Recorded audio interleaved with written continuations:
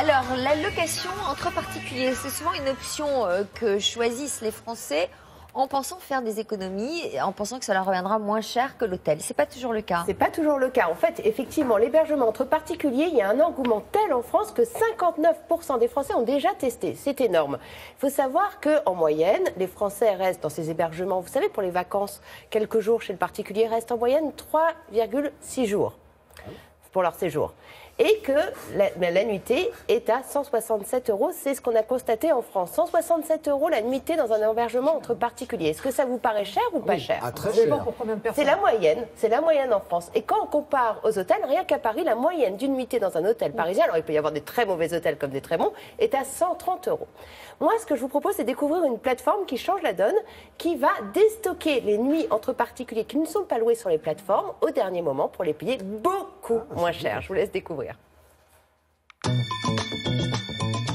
Louer chez l'habitant plutôt que de choisir un hôtel, les Français adorent. Même si l'offre s'est réduite depuis que la réglementation s'est durcie, des nuitées à la location limitée et l'obligation de se déclarer à la mairie. Mais quand même, 10 millions de Français ont bénéficié des services de location entre particuliers rien que l'année dernière. Pourtant, à y regarder de plus près, les prix ne sont pas toujours intéressants comparés à ceux des hôtels. Les récentes données évaluent les dépenses moyennes par visiteur à 167 € par nuit, alors que la moyenne pour une chambre d'hôtel s'élève à 130 € à Paris. Une start-up française change la donne et propose des logements nettement moins chers que sur les principales plateformes de location.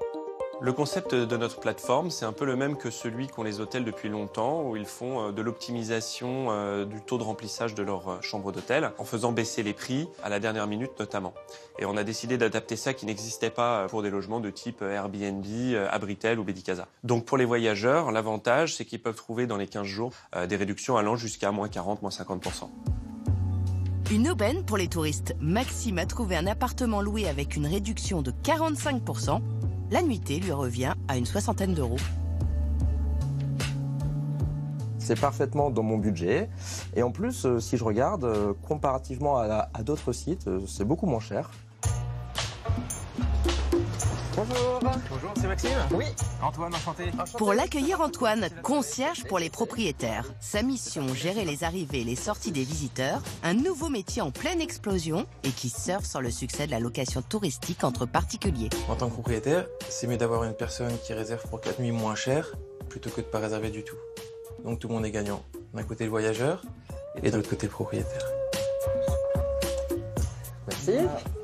Bienvenue. Super. C'est nickel.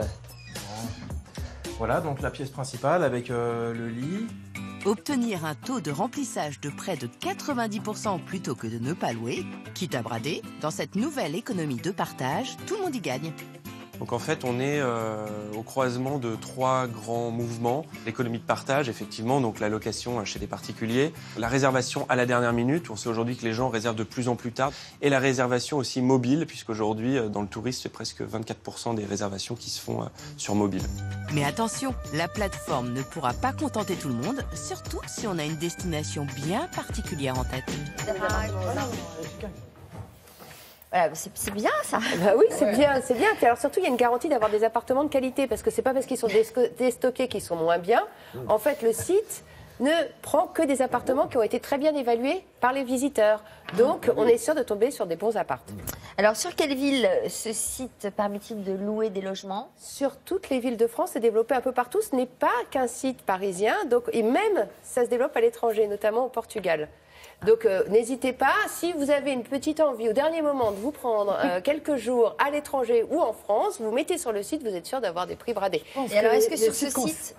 Excusez-moi, je pensais que les sites concernés vont réagir peut-être pour faire la même chose, je pense.